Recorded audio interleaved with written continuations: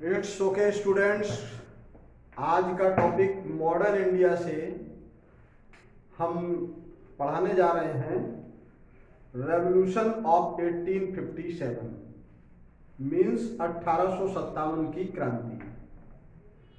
तो बेसिकली 1857 की क्रांति के बारे में जानने से पहले हमें थोड़ा उन चीज़ों पर भी जाना चाहिए कि आखिर 1857 में ये जो क्रांति हुई क्यों, क्या वजह थी।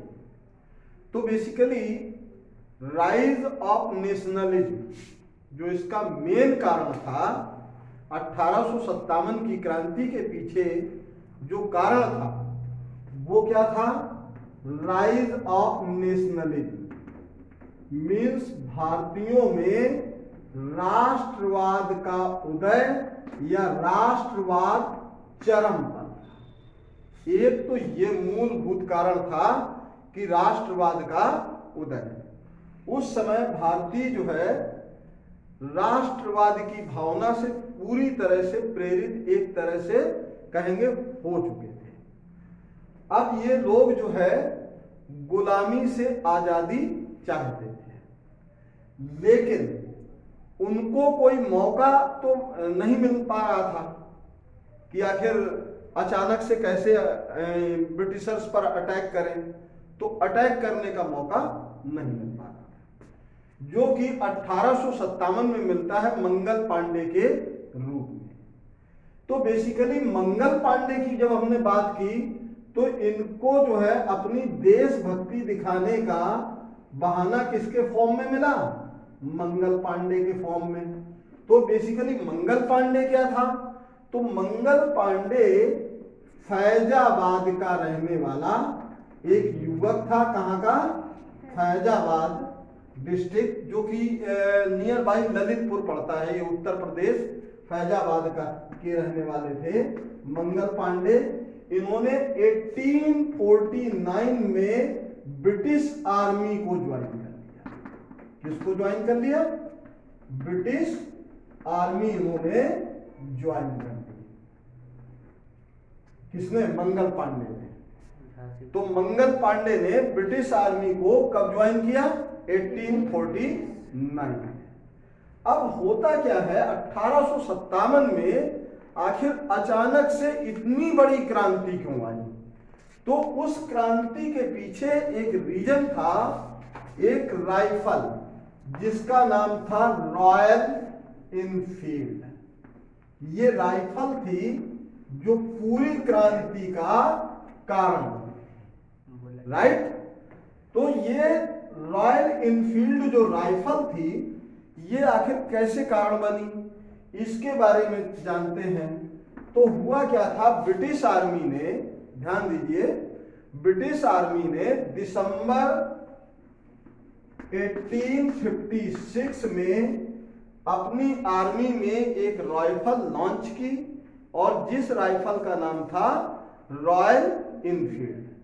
अच्छा, इस राइफल की एक खास खूबी ये थी कि इस राइफल का को लोड करने के लिए इसके जो कारतूस होता है, जो इसका बुलेट होता है, उसकी कॉक को मुंह से चबा करके तब लोड करना होता था।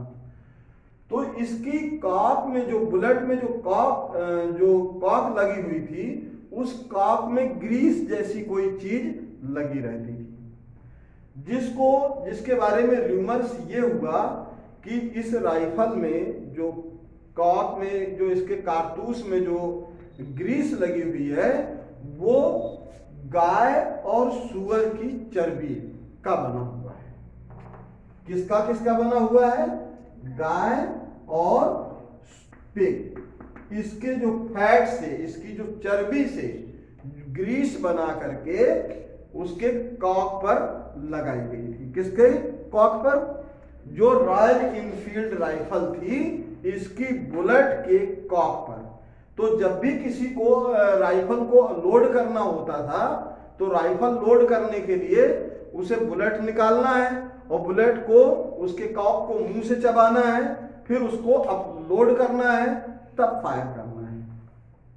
और ये जो है इंडियंस में ये वाली बात, आर्मी में ये मैसेज चारों तरफ से एक तरह से र्यूमर्स की तरह फैल रहा था कि इसकी कॉक पर जो है गाय और सुअर की चर्बी लगी हुई है। तो मंगल पांडे ब्रिटिश आर्मी, जाहिर सी बात है पांडे शब्द सुनकर के ही पता चल रहा होगा कि ब्राह्मण थे, हिंदू थे। तो इसमें एक मंगल पांडे ही नहीं थे, ऐसे बहुत सारे हिंदू थे। और हिंदू ही क्यों, इस ब्रिटिश आर्मी में बहुत सारे मुस्लिम्स भी थे जो ब्रिटिश आर्मी में को ज्वाइन किया हुआ था। तो ये देखा जाए तो इस बात से हमारे देश में हिंदुओं की और मुस्लिम्स की दोनों की ही धार्मिक भावनाएं आहत हो रही, दोनों की ही धार्मिक भावनाएं आहत हो रही थी। तो जब ये वाली बात, जब र्यूमर्स फैला, तो मंगल पांडे ने अपने ऑफिसर्स से पूछा, जो उनका रेजिमेंट ऑफिसर्स था। मंगल पांडे एक ऑफिसर्स के जो है अर्दली हुआ करते थे ब्रिटिशर्स के। तो उन्होंने अपने अधिकारी से पूछा, ब्रिटिश आर्मी ऑफिसर से, कि सर हमने ऐसा सुना है, आई हैव हर्ड, मैंने ऐसा सुना है कि इसके कारतूस में गाय और सुअर की चर्बी लगी हुई है। तो उस आर्मी ऑफिसर्स ने कहा कि नहीं, ये गलत है, ये सिर्फ र्यूमर्स है, आप लोग र्यूमर्स पर ध्यान ना दें, अफवाहों पर ध्यान ना दें, सिर्फ अपना काम करें। क्लियर? तो जब ये वाली बात हुई तो मंगल पांडे अपने ऑफिसर्स की बात सुनकर के आश्वस्त हो गए, उन्हें भरोसा हो गया। तो जब फायर करने का डे आया तो सारे जो है सिपाही विद्रोह कर रहे थे कि नहीं नहीं, हम इसका जो है विद्रोह नहीं बल्कि विरोध कर रहे थे, विरोध कर रहे थे कि हम इस राइफल को फायर नहीं करेंगे क्योंकि इसमें गाय और सुअर की चर्बी है। तो मंगल पांडे ने कहा, चूंकि मेरे ऑफिसर ने मुझसे ऐसा कहा है कि ये सिर्फ र्यूमर्स है और ये चीज गलत है, तो मुझे अपने अधिकारी पर भरोसा है, तो कोई फायर करे या ना करे, मैं फायर करता हूं। मंगल पांडे ने राइफल उठाई, बंदूक उस कारतूस को हाथ में पकड़ा और दांत से चबा करके और लोड करके और उसको फायर कर दिया। तो कई बार कुछ लोग जो है, कुछ ऐसे सिपाही होते हैं जो पूरे रेजिमेंट में आइकॉन होते हैं। जैसे कि कई बार आपने देखा होगा कि क्लास में अगर 50 बच्चे बैठे हैं तो कुछ स्टूडेंट ऐसे पूरे स्टूडेंट्स के लिए आइकॉन होते हैं, आइडियल्स होते हैं, कि अगर वो एक स्टूडेंट कह दे कि भाई ऐसा करना है तो 50 स्टूडेंट्स में 49 उसके पीछे हो जाते हैं। तो सेम मंगल पांडे की भी कुछ ऐसी ही स्थिति थी कि मंगल पांडे ने जो कह दिया तो बाकी के दूसरे सिपाही ऑटोमेटिक उस पर बिलीव करते थे, फेथ करते थे। तो जो हिंदू मुस्लिम अन्य सिपाही थे उन्होंने कहा, जब यार तू कह रहा है तो मुझे भी कोई प्रॉब्लम नहीं है। तो सारे लोगों ने अपनी अपनी राइफल उठा ली और फायर कर दिया। ओवरऑल ये र्यूमर्स जो है अब आर्मी तक सीमित नहीं रही थी, ये र्यूमर्स जो है फैलते हुए आर्मी से बाहर भी आ गई, रेजिमेंट के बाहर भी आ गई। अब रेजिमेंट से बाहर कैसे आ गई? जैसे कि बहुत सारे आर्मी ऑफिसर्स या जो इंडियंस आर्मी में थे, वो जब छुट्टी आए, कभी घर आए, तो लोगों को बताया कि मुझे ऐसा लगता है कि उसमें गाय और सुअर की चर्बी लगी हुई है, बट क्या करें, आर्मी में नौकरी कर रहे हैं इसलिए फायर कर रहे हैं।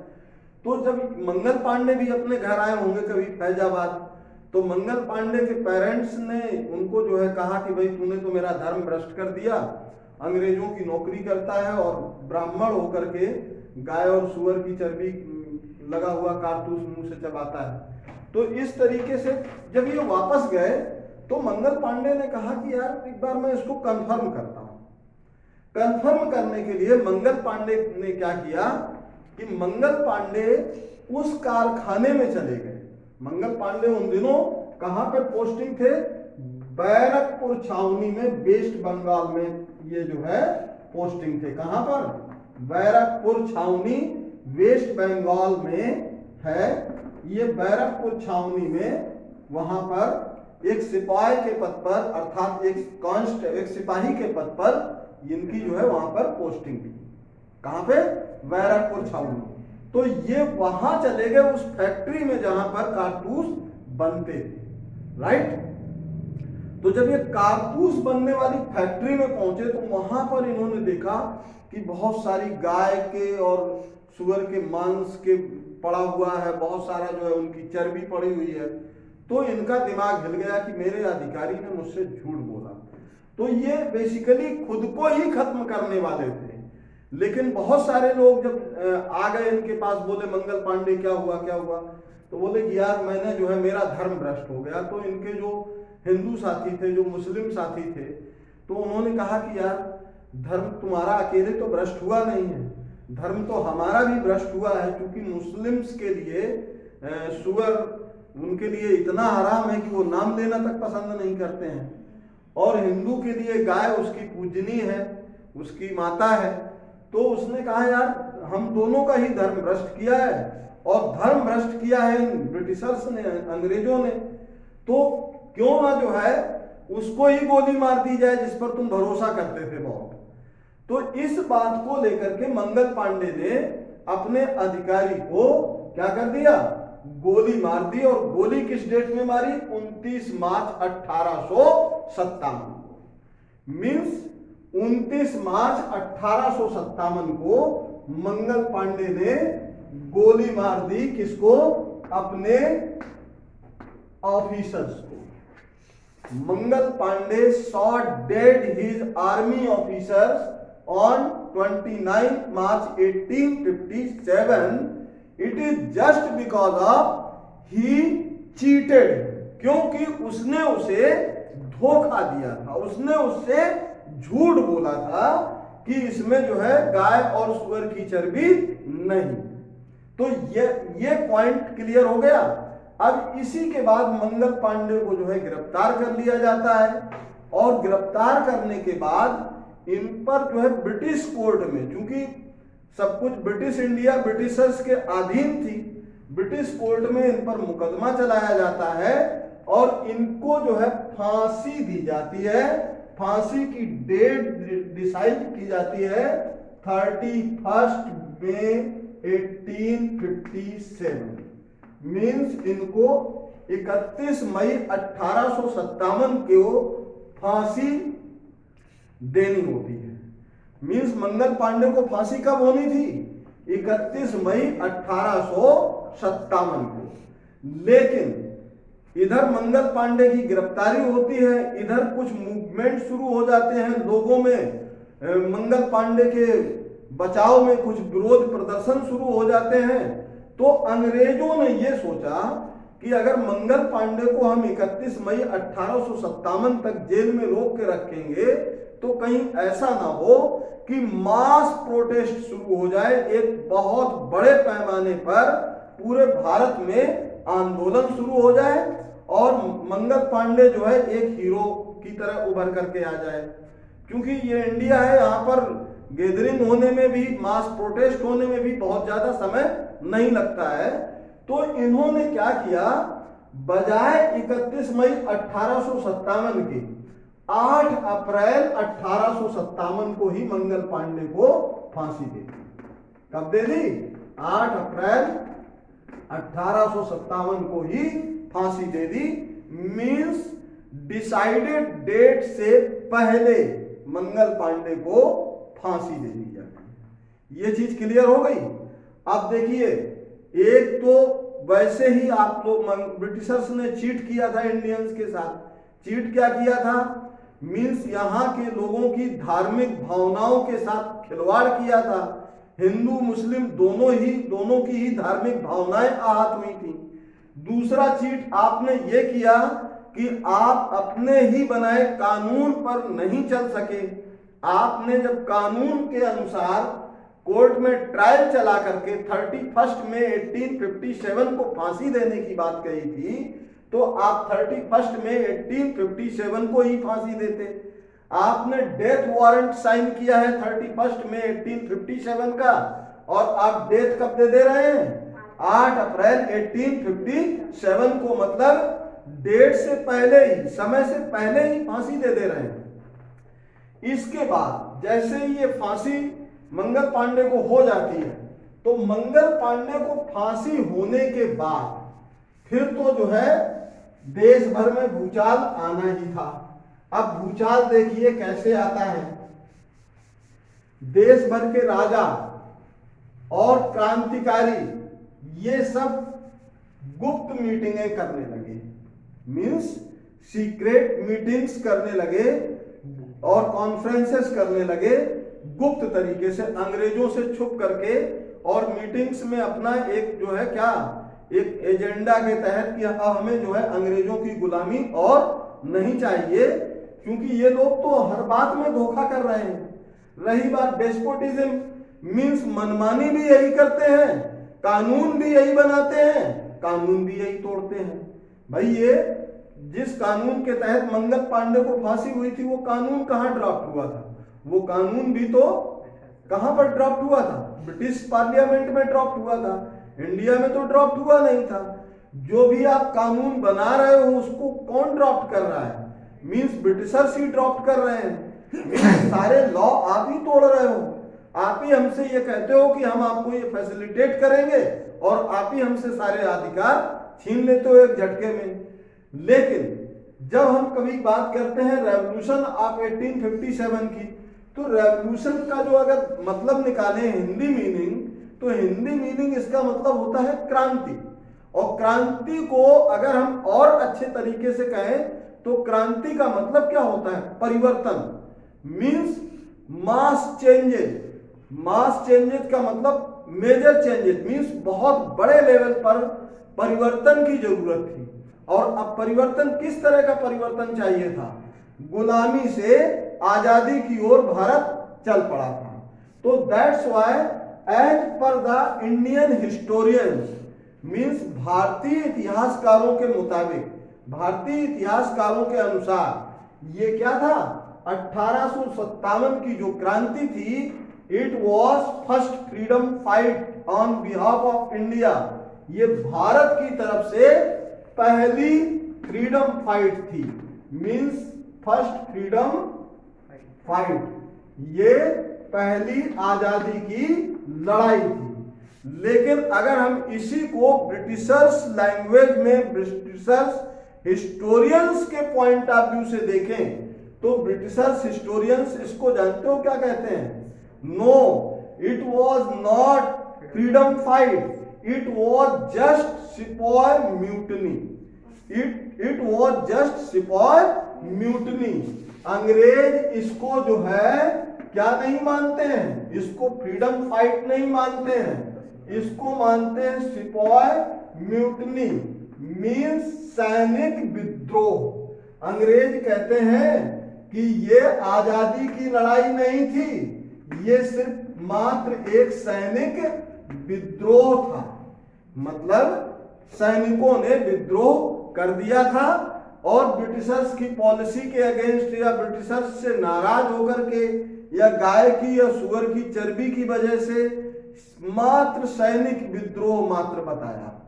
अब भाई साहब, अगर ये सैनिक विद्रोह मात्र होता, अगर ये सिर्फ सैनिक विद्रोह होता, तो सैनिक विद्रोह में सैनिक ही विद्रोह करता, सैनिक ही फाइट करता। तो फिर इसमें पीसेंट्स क्या कर रहा था? पीसेंट्स का मतलब जानते हो? क्रशर, मतलब इसमें हल चलाने वाला किसान इस लड़ाई में क्या कर रहा था? अगर ये सैनिक विद्रोह मात्र होता, if it was only sepoy mutiny, then what was doing peasants, what was doing writers? इसमें लेखक भी इस लड़ाई में कूद पड़े थे। तो ये लड़ाई में लेखक क्या कर रहे थे वहां पर? लेबरर्स, लेबरर्स मतलब मजदूर तबका कूद पड़ा था। ये क्या कर रहा था वहां पे? आर्टिशियन और म्यूजिशियंस भी इस लड़ाई में आ चुके थे, मीन्स कलाकार, संगीतकार, लेखक, मजदूर, ट्रेडर्स, मीन्स व्यापारी वर्ग भी इसमें आ चुका था। तो अब भारत में ऐसा कौन बचा जो इस लड़ाई में नहीं था? तो अकॉर्डिंग टू ब्रिटिशर्स और according to on the point of view Britishers, it was just only sepoy mutiny, but as per the Indian historians, means भारतीय इतिहासकारों के अनुसार, इट वॉज नॉट सिपाही mutiny, it was first freedom fight on behalf of India.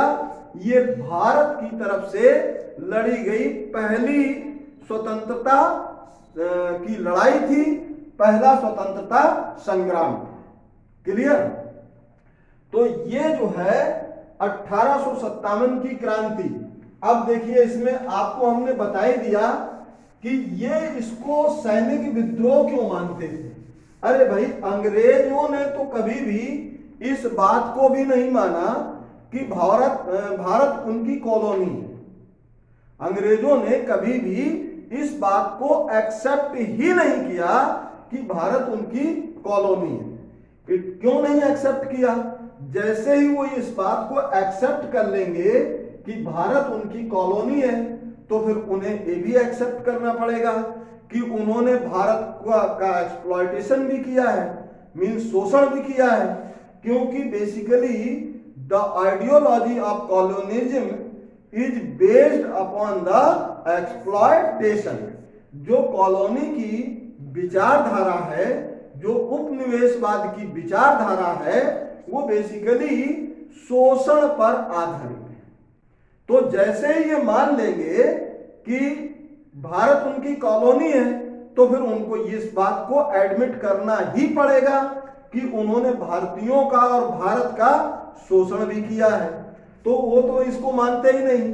तो उन्होंने इस जो हमारा प्रथम स्वतंत्रता संग्राम था या फर्स्ट स्वाधीनता की लड़ाई थी, उसको कैसे एक्सेप्ट कर ले कि ये जो है सिपाही म्यूटनी नहीं है, स्वतंत्रता संग्राम है। तो वो तो मानेंगे नहीं। लेकिन हमारी तरफ से ये चीज क्लियर हो गई कि it was first freedom fight on behalf of India. ये भारत की तरफ से पहली लड़ाई थी। क्योंकि ये चीज तय है कि अगर ये सिर्फ सिपाही म्यूटनी होती, मात्र सैनिक विद्रोह होता, तो इसमें व्यापारी वर्ग या अन्य वर्ग या कृषक वर्ग, मजदूर वर्ग, लेखक, गीतकार, संगीतकार, कलाकार, ये सब इसमें नहीं आते। राइट? अब होता क्या है कि अब मंगल पांडे को फांसी दे दी, पूरे देश में एक अलग टाइप का रोष लोगों में दौड़ गया। सभी में ये लगने लगा कि नहीं, अब तो बहुत हो गया, अब हमें अंग्रेजों की आजादी नहीं चाहिए, अंग्रेजों की गुलामी नहीं चाहिए, अब हमें कैसा चाहिए? आजाद भारत चाहिए। और आजाद भारत बनाने के लिए अब वो खुल करके अंग्रेजों के विरुद्ध आने लगे, लोग यूनाइट होने लगे, मीटिंग्स करने लगे। और जो हमारे फ्रीडम फाइटर्स थे, जो आजादी का ख्वाब देख रहे थे, जो स्वतंत्रता संग्राम सेनानी थे, वो स्वतंत्रता संग्राम सेनानी मीटिंग्स करने लगे।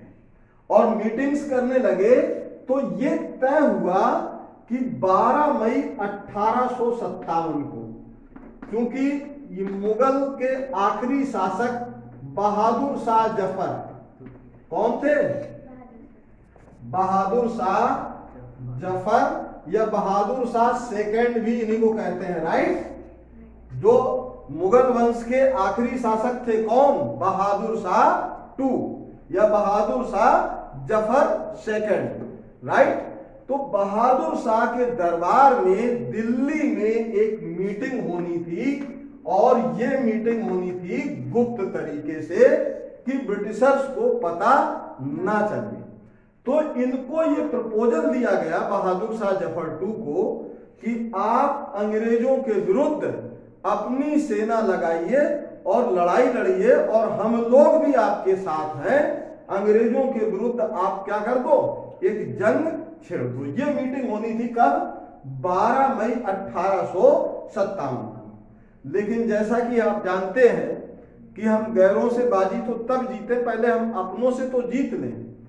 मीन्स अंग्रेज तो हमारे दुश्मन थे ही, लेकिन अंग्रेज से बड़े दुश्मन हमारे अगर कोई था तो वो हमारे अपने देश के वो लोग थे जो अंग्रेजों की गुलामी भी करते थे और अंग्रेजों की मुखबिरी भी करते थे, चमचागिरी भी करते थे, जो हम भारतीयों के विरुद्ध ही उनको सूचना देते थे जाकर के। कुल मिलाकर के ये सूचना जो है आपकी क्या हो जाती है? लीक हो जाती है और अंग्रेजों को पता चल जाता है। अंग्रेज जो है क्या करते हैं, शक्ति प्रदर्शन करते हुए, अपने पावर्स का इस्तेमाल करते हुए आंदोलनकारियों को, क्रांतिकारियों को दबाने के लिए, कुचलने के लिए पूरी तरह से मुस्तैद हो जाते हैं, तैयार हो जाते हैं। तो अब देखिए, ये जो 12 मई 1857 से फर्स्ट फ्रीडम फाइट शुरू होनी थी हमारी, तो ये किसी वजह से वहां तक हम लोग नहीं पहुंच पा रहे हैं। कहां तक? मुगल दरबार, बहादुर शाह जफर टू के दरबार तक नहीं पहुंच पा रहे हैं। लेकिन चूंकि क्रांति तो होनी थी, तो होता क्या है, 10 मई 1857 को मेरठ छावनी से, कहां से? मेरठ की छावनी, या मेरठ छावनी को अंग्रेजी में कैंटोमेंट भी कहते हैं। क्या कहते हैं? कैंटोमेंट। मेरठ छावनी से सैनिक विद्रोह शुरू हो जाता है, अर्थात मेरठ छावनी में सैनिक विद्रोह होता है। इस मेरठ छावनी में जो इंडियन सिपाही थे, वहां पर जो भारतीय सैनिक थे, उन्होंने अंग्रेजों के विरुद्ध जंग छेड़ दी, अर्थात युद्ध शुरू कर दिया। कितनी तारीख को? 10 मई 1857 को। तो ये 10 मई 1857 को जो क्रांति शुरू हुई, कहां से शुरू हुई? मेरठ छावनी से। सही पूछो तो उसके बीज कहां पर थे? अगर क्रांति की शुरुआत माने तो बैरकपुर वेस्ट बंगाल से मानेंगे, जहां पर मंगल पांडे ने आर्मी ऑफिसर्स को गोली मारी थी। लेकिन पूरे देश में अक्रॉस इंडिया मास प्रोटेस्ट, मास फाइट, जो एक बड़े लेवल पर फाइट होती है, बड़े लेवल पर जो लड़ाई लड़ी जाती है, वो 10 मई 1857 को मेरठ से स्टार्ट हो जाती है। इसमें मेरठ की जेल में कुछ जो कैदी बंद थे, उनको भी जबरदस्ती खोल दिया गया, कैदियों को आजाद करवा दिया गया। ठीक है। अब जब कैदी आजाद हो गए तो वो भी हमारी आजादी की लड़ाई में शामिल हो गए। कुल मिलाकर के 10 मई 1857 को मेरठ से शुरू होती है, फिर ये लड़ाई चली जाती है कहां पर? अलीगढ़, लखनऊ, लखनऊ से बेगम हजरत महल, कानपुर और झांसी। झांसी में रानी लक्ष्मीबाई भी जो है बिल्कुल फिराक लगाए बैठी थी कि कैसे भी मौका मिले। और झांसी की रानी जो लक्ष्मीबाई थी, वैसे भी लॉर्ड डलहौजी के कृत्य से बहुत ज्यादा परेशान थी। झांसी की रानी लक्ष्मीबाई का एक अपना ही अलग इतिहास है। 1857 की क्रांति में उनके बारे में तो सुभद्रा कुमारी चौहान ने बहुत अच्छी एक कविता भी लिखी है झांसी की रानी लक्ष्मीबाई पर। चमक उठी सन 57 में वह तलवार पुरानी थी, खूब लड़ी मर्दानी वह तो झांसी वाली रानी थी। तो झांसी वाली रानी बेसिकली खूब लड़ी भी, मर्दानी भी थी, और नो डाउट आज उनका इतिहास पढ़ाते वक्त उनका नाम लेते हुए भी गर्व हो रहा है। वो लॉर्ड डलहौजी के कारनामों से बहुत ज्यादा परेशान थी। रीजन बिहाइंड उनके, एक तो जवानी में वो विडो हो गई थी, सेकेंड थिंग इज दिस कि उनका जो बेटा था वो भी एक्सपायर हो चुका था, और क्योंकि अब उनका राजपाट कहीं पर पूरी अंग्रेज ही ना लूट ले जाए, तो इस लिहाज से उन्होंने एक बच्चे को एडॉप्ट किया था। एडॉप्ट मतलब गोद ले लिया था। तो लॉर्ड डलहौजी ने ये नियम बना दिया कि नो, हम जो बच्चा माता पिता से उत्पन्न नहीं है, एडॉप्टेड चाइल्ड को, एडॉप्टेड मींस गोद लिए बच्चे को किसी भी राज्य का उत्तराधिकार नहीं सौंपा जा सकता है। राइट। तो वो तो बस इंतजार कर रहे थे किसी तरीके से कौन, झांसी के महाराज निपटे, और महारानी लक्ष्मीबाई को तो हम यूं ही देख लेंगे, बस हवा में उड़ा देंगे। उन्हें ये पता नहीं था कि रानी लक्ष्मीबाई इतना भीषण नरसंहार भी कर सकती है। राइट। तो झांसी से महारानी लक्ष्मीबाई ने, तो कुल मिलाकर के पूरे देश में, चाहे वो इलाहाबाद, लखनऊ, अलीगढ़, कानपुर, मतलब उत्तर प्रदेश ही नहीं, मध्य प्रदेश में खास तौर से ये जो ग्वालियर वाला क्षेत्र है, कौन सा, ग्वालियर वाला, तो ग्वालियर के जो महाराज थे माधवराव सिंधिया, जिनको हम महाराज अधिराज लिखते थे, अगर ये ग्वालियर 1857 में ग्वालियर के महाराजा माधवराव सिंधिया महारानी लक्ष्मीबाई के साथ गद्दारी नहीं करते तो हो सकता है हम 1947 की बजाय 1857 में ही आजाद हो जाते। हो सकता है हमें आजादी 1857 में ही मिल जाती, और हो सकता है कि महारानी लक्ष्मीबाई इस तरह से मारी नहीं जाती। ये तो हमने पहले ही कहा है कि आदमी चुनौतियों से तो निपट सकता है, लेकिन अब क्या कहें, डांट डांट नहीं कहेंगे, चुनौतियों से निपट सकता है, लेकिन मूर्खों से और गद्दारों से कैसे निपट ले। हम दुश्मन से तो बाजी जीत सकते हैं, लेकिन अपनों से कैसे जीतें। तो यहां पर ये 1857 में ग्वालियर के महाराजा माधवराव सिंधिया ने जो गद्दारी की थी, उसका प्रतिफल में या परिणाम स्वरूप उसके दुष्परिणाम ये रहे कि महारानी लक्ष्मीबाई कालपी में जाकर के मारी गई थी। रीजन बिहाइंड इनका जो घोड़ा था, जो दूसरा वाला, पहला घोड़ा जो इनका पवन था, जो कि मारा गया, थक गया था बेचारा, मर गया। दूसरा घोड़ा नया था, अड़ियल था, वो कालपी में जो है नाला आ गया, नाले में वो फंस गया और वहां पर रानी लक्ष्मीबाई की मृत्यु हो गई। तो ये 1857 की क्रांति के बारे में जब कभी भी ये बात होती है कि ये सिपाही म्यूटनी थी, सैनिक विद्रोह था या क्रांति थी, या मींस फर्स्ट फ्रीडम फाइट था, तो हमारा आंसर होगा नहीं, ये सैनिक विद्रोह नहीं था, ये हमारी पहली स्वाधीनता की लड़ाई थी, जिसको क्यों लड़ा गया, ये सिर्फ एक मंगल पांडे की वजह से ही नहीं लड़ा गया। मंगल पांडे तो एक कारण बना, मंगल पांडे तो एक तरह से बिगिनर बना, बल्कि लोगों के अंदर देश में राष्ट्रवाद की भावना ने जन्म ले लिया था और सभी लोग लगभग आजादी चाहते थे।